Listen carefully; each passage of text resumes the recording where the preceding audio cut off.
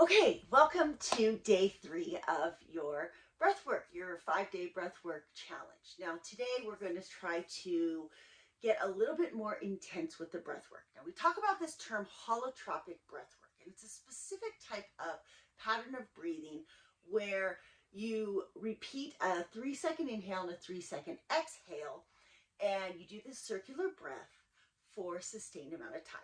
Now, you are not going to actually do a holotropic breathwork session because we really encourage you to always have some support when you're doing it. We do them in group settings. Sometimes we'll do them virtually through FaceTime or a Zoom call based on the extent of your trauma. A lot of people it works out fine for. A lot of people, if you have significant trauma, it's really important to be doing it in person. However, we can touch upon this concept of accessing the subconscious through little small intervals. Like, think of it as we're doing a little bit of training for releasing some of this. Okay, I feel like it's such a valuable tool that if we just stick with the other breath work, while that would decrease your overall stress and anxiety, to really propel yourself forward, to break new barriers, to be able to access what we talk about with higher frequency, we really do want to train ourselves to be able to get into this zone. Now, what I find is a lot of people, depending on your athletic background, might have trouble getting into a deep enough breath work here that you even get to this point where you access the subconscious and you start feeling this massive release. Now, when you have a massive release in doing a holotropic breath work, it's very normal for your hands to kind of freeze up and kind of get deformed like this. And for your legs to go numb, for even your arms to go numb. The numbing sensation is normal. We are not necessarily trying to activate that in this mini breathwork challenge. Okay, if you go on further to do a one-on-one session with myself or Victor, and or if you find another practitioner who can guide you, that's great. You'll just know that in this sense right now, if you do start to feel some tingling in your arms, or numbing of the hands, or contractures in the hands, or numbness in the legs, that is normal and it will dissipate.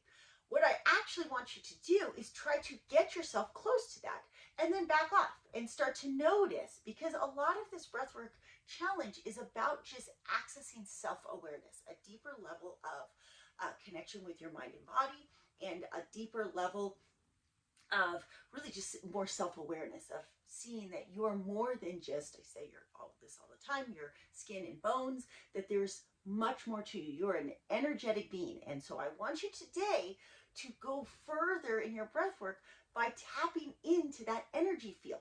So what you're going to do today is you're going to use the playlist that we've linked below, and you're going to start by setting a timer for just 5 minutes. And you're going to lay down on your back. You're going to get yourself nice and comfortable, so you can put a pillow under your head or neck, or a pillow under your knees, whatever it takes to just feel comfortable. And at first, you're going to breathe in through the nose and out through the mouth.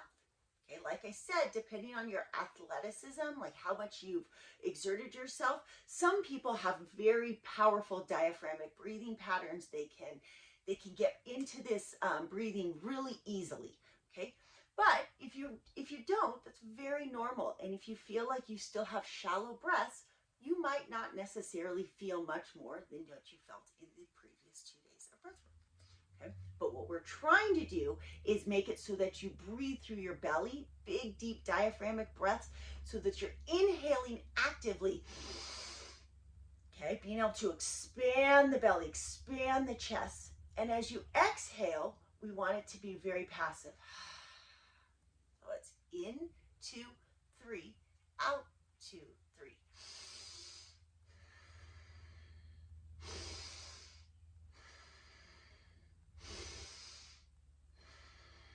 Now notice I don't pause at the top or pause at the bottom. We want it to look like a circle. Sometimes I use the cue that picture a clock, and that active inhales from 6, 7, 8, 9, 10, 11, and as you reach 12, it just falls 12. 1, 2, 3, 4, 5. Sometimes it helps to anchor my thoughts in like bicycle pedals and picturing my feet on a pedal, just chugging along, keeping that nice cadence. In, 2, 3, out, 2, 3. Okay. Now, if you feel like you can expand the belly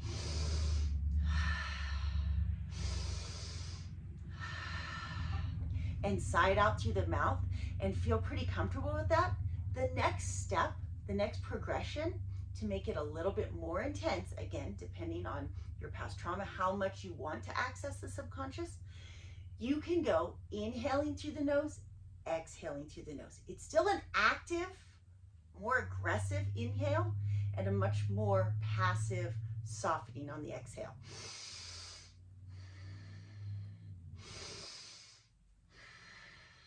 Now, what I find is if you're not used to breathing deeply, it is just harder for you to keep everything in and out of the nose. If you have a strong yoga practice where you're comfortable with that ujjayi breath, then this is going to be more easy for you. So, in 2, 3, out 2, 3 for 5 minutes. That's it. All I want you to do is to notice, is to practice self-awareness and notice if you're tapping into an energetic field that you're not always in. I want by the end of this breath work for you to be able to think, gosh, there is more to me than my physical body, than like just what I'm thinking about in terms of my physical body, as far as like, am I getting a workout in and am I eating right?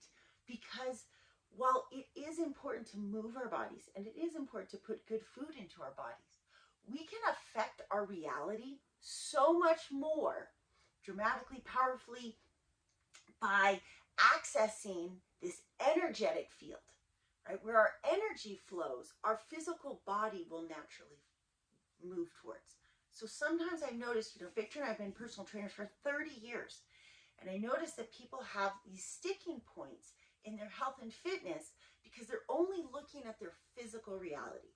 They're only looking at like, did I get my workout in? Did I go for a run or do cardio? Am I eating just protein and veggies? And while those are good, healthy habits, a lot of times the brick wall that they're hitting in their optimal health is not tapping in to this pranic body and then further into the emotional body, right? We need to tap into our energetic kosha, the energy that's moving through us through our inhale and our exhale. And then we can start really accessing the emotional body.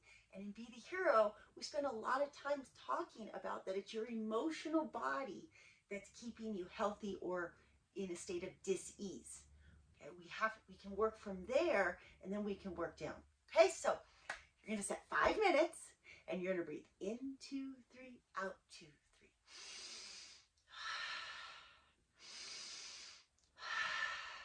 3. Okay, or if not through the mouth, you can go in and out the nose.